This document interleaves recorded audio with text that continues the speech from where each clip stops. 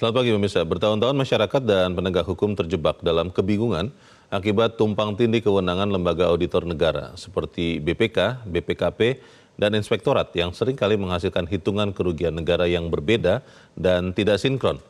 Ketidakpastian hukum ini akhirnya diputus oleh Mahkamah Konstitusi (MK) pada Februari 2026 yang menetapkan BPK sebagai satu-satunya lembaga berwenang menetapkan jumlah kerugian negara. Putusan MK ini menjadi angin segar bagi kepastian hukum, namun sekaligus menjadi tantangan besar bagi BPK untuk menjaga integritas dan profesionalisme auditornya agar hasil auditnya benar-benar akurat, bebas suap, dan tidak lagi menjadi celah perdebatan di pengadilan. Pemirsa, inilah editorial Media Indonesia di seri ini Selasa 7 April 2026 dengan tema Auditor Tunggal Kerugian Negara bersama saya Leonard Samosir. Anda semua para pemirsa juga bisa ikut menyatakan pendapat Anda nanti dengan menelepon nomor 021 583 99 100. Dan pemirsa, pagi ini telah hadir bersama saya Ketua Dewan Redaksi Media Group Elman Saragih. Bang Elman, selamat pagi. Pagi, Mulyo. Sehat-sehat Bang? Sehat. Ini kita bicara soal kerugian negara yang di sekian peristiwa itu sempat membuat kita terkaget-kaget. Ada satu kasus yang mengatakan 300 triliun, tapi ternyata belum benar-benar terjadi kerugiannya. Pertanyaannya Bang, setelah putusan MK ini, apakah kemudian para penegak hukum itu akan benar-benar mematuhinya sungguh-sungguh?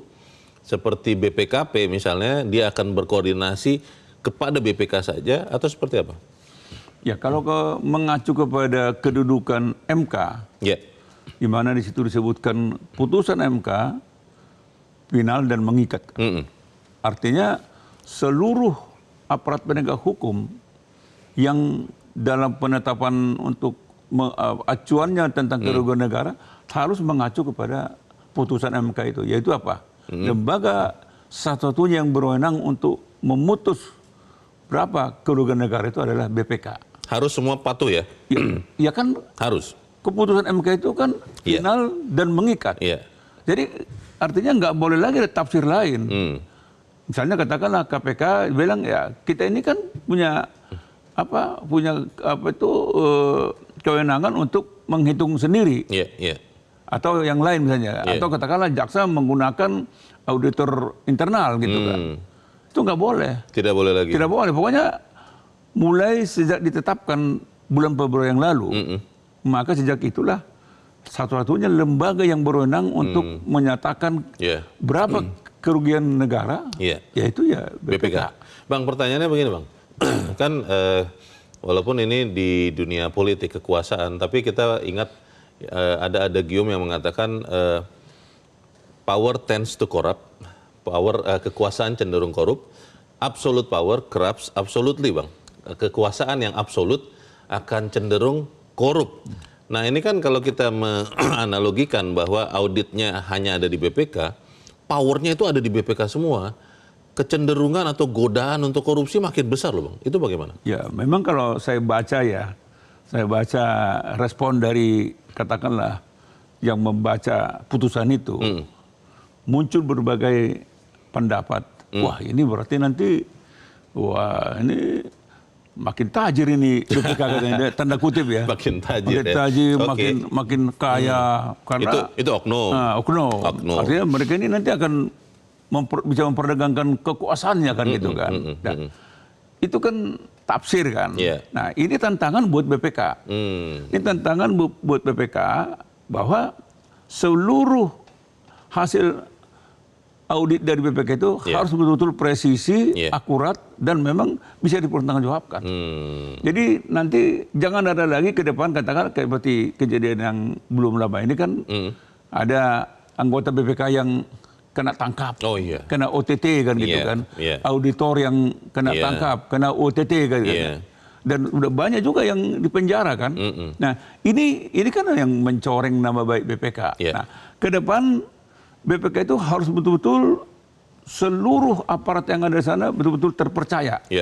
Dan itulah yang akan membuktikan bahwa memang putusan MK itu benar. Baik. Tapi kalau nanti masih kedapatan bahwa hasil dari audit dari BPK itu ternyata tidak benar, maka putusan MK itu akan diragukan orang kan gitu. Oke, kita akan bahas itu Bang Elman dan pemirsa, nilai editorial Media Indonesia untuk hari ini Selasa 7 April 2026. Auditor Tunggal Kerugian Negara.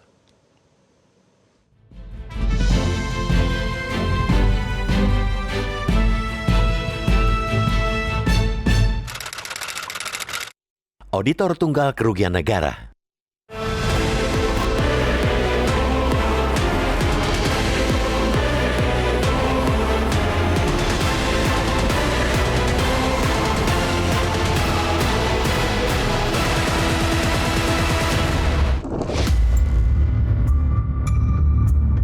Jika bicara jujur, sebenarnya sudah bertahun-tahun lamanya warga di negeri ini dibuat bingung perihal auditor negara.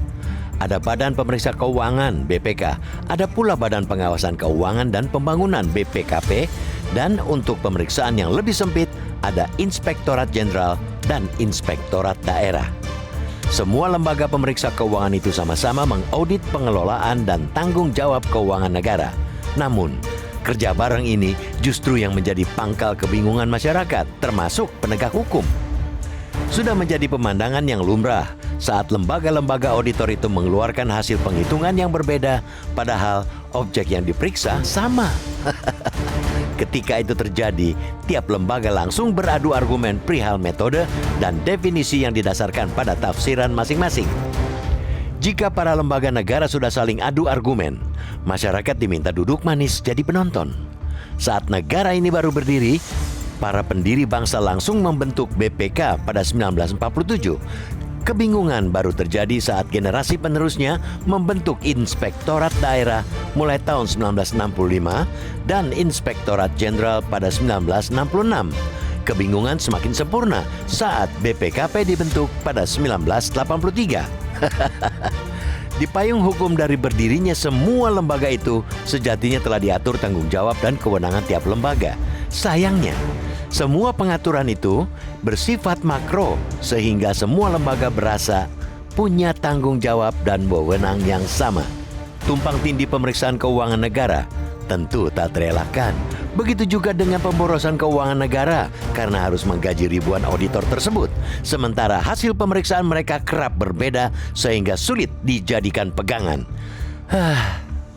Parahnya lagi, aparat penegak hukum, baik polisi maupun jaksa, kerap memilih sendiri lembaga auditor yang akan dijadikan pegangan dalam pemeriksaan kasus korupsi. Angka kerugian negara dalam kasus korupsi bisa berbeda-beda tergantung siapa yang menghitungnya. Lebih anehnya lagi, polisi atau jaksa sering menghitung sendiri dan menggunakan hasil penghitungan mereka sebagai dasar penyelidikan. Hal ini tentu menimbulkan ketidakpastian hukum oleh para penegak hukum. Beruntung, pada Februari 2026 lalu, Mahkamah Konstitusi (MK) memutuskan hanya BPK yang berwenang mengaudit dan menetapkan jumlah kerugian negara dari sebuah perbuatan yang diduga merugikan negara. Putusan itu keluar setelah dua mahasiswa, Bernita Matondang dan Fendi Setiawan, menggugat pasal 603 Undang-Undang Nomor 1/2023 tentang KUHP. Mereka menyebut adanya ketidakjelasan mengenai lembaga audit keuangan negara, mekanisme pemeriksaan, serta standar penilaian kerugian keuangan negara. Syukurlah, akhirnya kebingungan itu dapat dihentikan. Putusan MK itu menjadi angin segar karena memberi kepastian hukum di negeri ini. Tak ada lagi celah ketidakpastian yang selama ini jadi bahan adu argumen di ruang pengadilan. Karena menjadi satu-satunya acuan di pengadilan, tentu hal itu memberi tantangan baru bagi BPK untuk harus memberikan hasil audit yang akurat, presisi, dan metodologi akuntansi yang tak terbantahkan. Pasalnya, semua hasil audit itu harus selaras dengan alat bukti yang dibawa penegak hukum ke pengadilan. Dalam poin itu, dibutuhkan koordinasi apik BPK dan penegak hukum agar hasil audit tak terbantahkan oleh alat bukti yang ada. Begitu juga sebaliknya, dua alat negara ini mesti bergerak beriringan. Namun, di atas semua itu, kejujuran dan integritas auditor telah menjadi penentu utama. Auditor yang dimiliki BPK harus sosok yang cakap dan berani menolak tawaran suap. Cerita soal masih adanya auditor BPK yang mendekam di BUI karena terima suap cukuplah jadi cerita di masa lalu. Auditor yang kotor tak boleh mendapat tempat. Maka harus dipastikan sistem yang menutup celah bagi munculnya praktik culas itu mesti tertutup rapat. Tanpa perbaikan sistem, potensi bagi munculnya permainan baru akan tetap ada. Jika itu terjadi, negeri ini akan terus-menerus dijebak dalam lingkaran setan yang sama.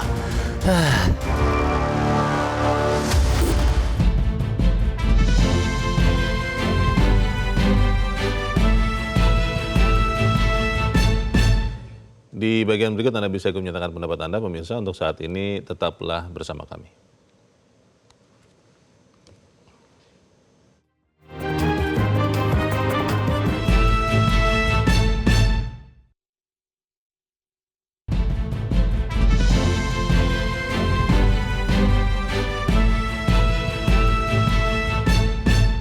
Terima kasih Anda masih bersama kami pemirsa, dan sekarang kita akan mendengarkan dulu bagaimana pendapat dari pemirsa Metro TV. Kali ini dari Curup Bengkulu ada Pak Edward.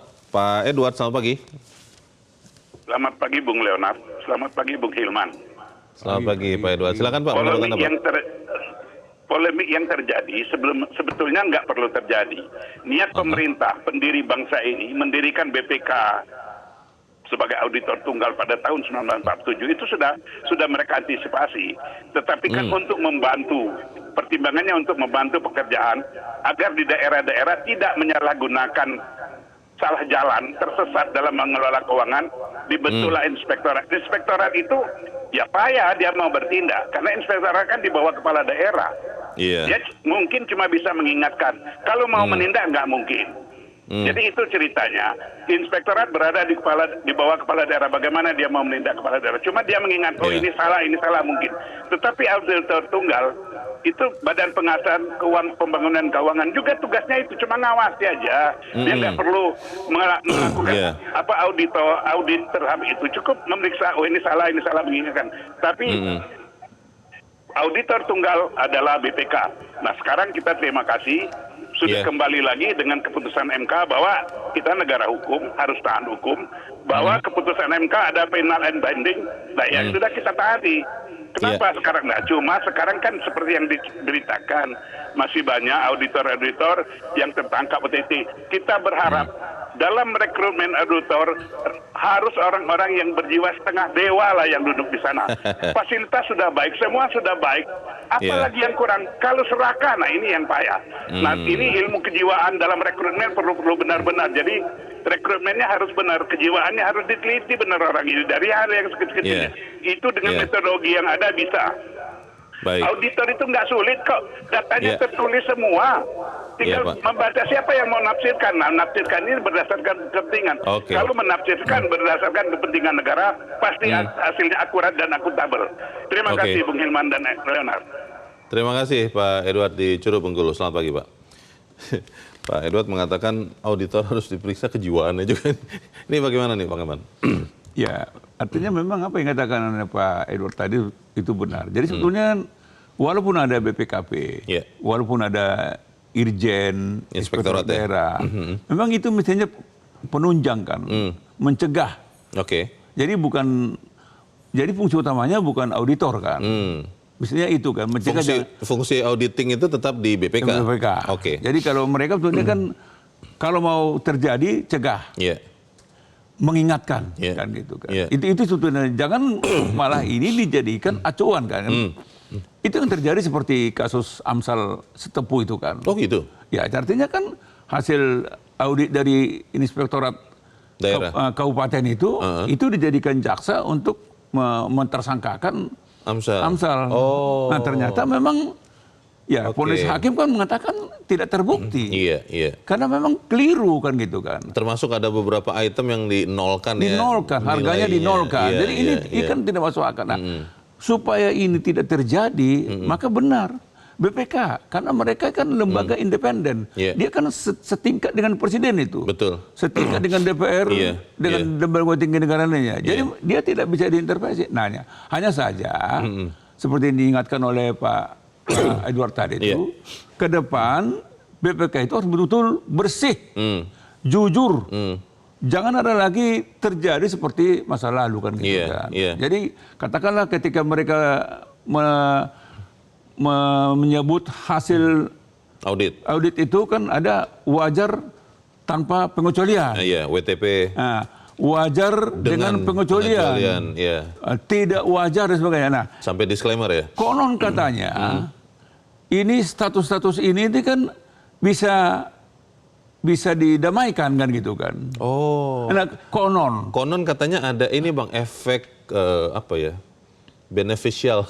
Nah itu. Dana katanya. Nah, makanya, jadi ini kan mestinya kan kalau misalnya BPK sudah menyatakan bahwa wajar tanpa pengecualian, mestinya lembaga yang diperiksa itu kan clear kan? Betul. Clear and clean mestinya kan? Selesai. Tapi kan masa lalu terjadi, loh kok ternyata ada OTT di situ? Menterinya pula kan gitu kan? Itu dia. Nah ini ke depan ketika dalam menentukan hasil pemeriksaan, yang benar-benar ya kalau memang tidak wajar ya tidak wajar. Bang, pertanyaannya begini Bang, kan kita tahu bahwa beberapa sumber dari anggota, ini kan pimpinan BPK disebutnya anggota Bang, anggota 1 sampai sekian. Itu kan sumbernya beberapa kali itu dari partai politik Bang, yang kemudian banyak orang mengatakan, wah bagaimana mungkin dia bisa objektif menilai, mengaudit, sementara kan ada kepentingan politis. Itu bagaimana Bang? Nah itu yang dari dulu selalu dipermasalahkan. Mestinya kan anggota BPK itu mestinya tidak boleh berasal dari partai politik. Bebas ya? Bebas nilai politik. Dia harus profesional. Teknokrat gitu kan. Jadi memang ilmuwan kan gitu kan. Jadi jangan sampai misalnya kan baru selesai dari anggota DPR itu masuk ke BPK.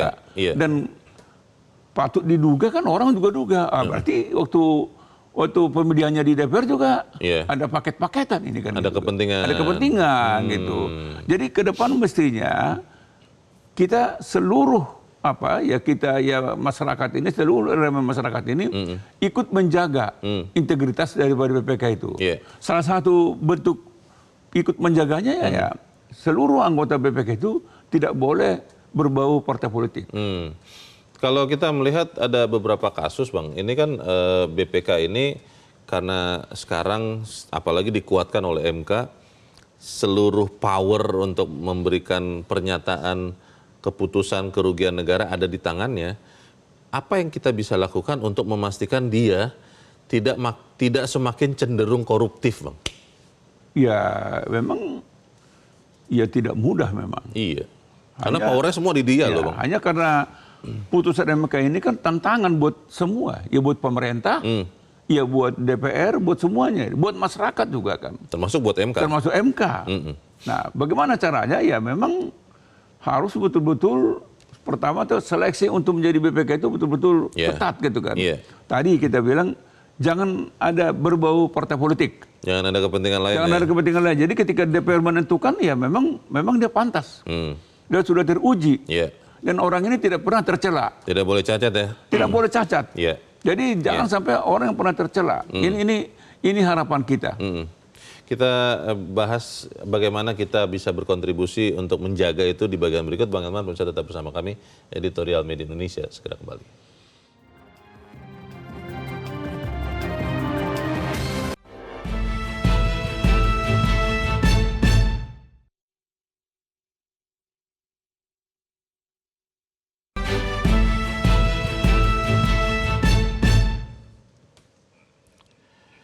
Terima kasih Anda masih bersama kami dan kita ada di bagian akhir diskusi kita pagi ini. Bang Elman, kalau belajar dari apa yang ada di negara kita, Bang, Republik ini, sesuatu yang baik kalau sistemnya tidak dirancang dengan baik biasanya tidak bisa mengawasi. Nah kalau BPK, apakah sekarang memang sistem pengawasan BPK-nya ya? Karena kan Badan Pemeriksa Keuangan yang memeriksa dia ini siapa lagi? Apakah itu sudah efektif untuk menjaga supaya korupsi minimal di sana, Bang? Memang yang saya tahu lembaga yang mengawasi BPK itu kan secara formal tidak ada loh. Ya kan paling mereka antar negara ya. Antar sesama auditor tapi dari negara lain. Negara lain. Sesama kolegial itu ya. Di sini kita nggak tahu apakah efektif atau tidak kan gitu kan. Ya buktinya di BPK kita ini kan sering ketangkap juga kan. Pernah terjadi ya? Pernah terjadi, berarti kan kurang efektif. Pengawasannya. Ya kan? Katakanlah misalnya seperti yang kita uraikan tadi, ada lembaga negara yang hasil pemeriksaan BPK wajar tanpa pengecualian, ternyata beberapa waktu kemudian menterinya kena OTT kan gitu kan. Dan terbukti korupsi. Dan terbukti korupsi. Berarti pertanyaannya kan pemeriksaan sebelumnya Ya berarti apa kabarnya? ya berarti tidak valid kan. Jadi gitu. Dan memang sebetulnya kan hasil BPK itu kan selalu tiap tahun dilaporkan ke DPR kan. Iya. Dilaporkan ke DPR sama DPD. Iya. Nah, mestinya logikanya DPR juga ikut mengawasi kan. Betul. Mengawasi Harusnya BPK ini. hasil auditnya. Nah, saya nggak tahu apakah DPR ini atau DPD betul-betul nggak mengawasi. Dan bagaimana pengawasannya? Kan ini kan kalau misalnya katakanlah mengawasi departemen kan ada rapat kerja kan. Betul. Setahu saya belum pernah lihat ada rapat kerja DPR dan BPK. Komisi berapa dengan BPK ini kan gitu kan. Iya juga ya, karena kedudukannya setara ya. Setara. Oke. Nah, ini soal. Nah, oleh karena itu memang karena secara formal tidak ada yang mengawasi, maka memang dituntut kepada pimpinan BPK harus betul-betul menjadi teladan. Iya. Harus kasih contoh kepada auditor-auditor. Dan semestinya seluruh anggota BPK dengan auditor BPK itu harus menjadi teladan. Iya. Menjadi contoh dia kan. Karena apa? BPK itu kan hasil auditornya itu kan, hasil pemeriksaannya kan bersifat final kan. Betul. Pasti dan nyata. Tidak ada proses banding. Dan sudah terjadi. Iya. Itu sebabnya ketika katakanlah Departemen Penegak Hukum belum lama ini mengatakan timah korupsi 300 triliun. Ternyata kan di situ ada potensi yang dihitungkan gitu kan. Belum terjadi. Iya. Ada yang belum terjadi di situ. Bisa iya, bisa tidak kan gitu Betul. kan. Jadi ada keraguan kan. Nah, dengan menggunakan hasil BPK ini menjadi acuan, maka apa yang terjadi masa-masa lalu itu tidak akan terjadi lagi. Karena hasil daripada BPK itu kan nyata, pasti, dan sudah terjadi. Oke. Gitu. Jadi kita berharap betul bahwa proses seleksi awal untuk menjadi pimpinan BPK itu benar-benar ketat supaya hasilnya juga benar begitu. Ya, intinya gini, BPK itu harus menjadi teladan. Harus menjadi contoh. Jangan sampai dia justru menjadi teladan yang buruk. Jangan sampai pagar makan tanaman. Yang lain ya pasti lari ke sono. Kita harap itu tidak terjadi dan BPK bisa menjadi auditor yang bertanggung jawab. Bang Elman, terima kasih sudah hadir di tempat ini. Selamat pagi, Bang. Pemirsa, karena menjadi satu-satunya acuan di pengadilan, tentu hal itu memberi tantangan baru bagi BPK yang harus memberikan hasil audit akurat, presisi, dan metodologi akuntansi yang tidak terbantahkan. Semua hasil audit itu harus selaras dengan alat bukti yang dibawa penegak hukum ke pengadilan. Di atas semua itu, kejujuran dan integritas BPK tentu menjadi penentu utama. Saya, Leonard Samusi, berterima kasih Anda sudah menyimak editorial Media Indonesia 1 pagi ini. Terus jaga kesehatan Anda, terus jaga nurani Anda. Selamat pagi, sampai jumpa.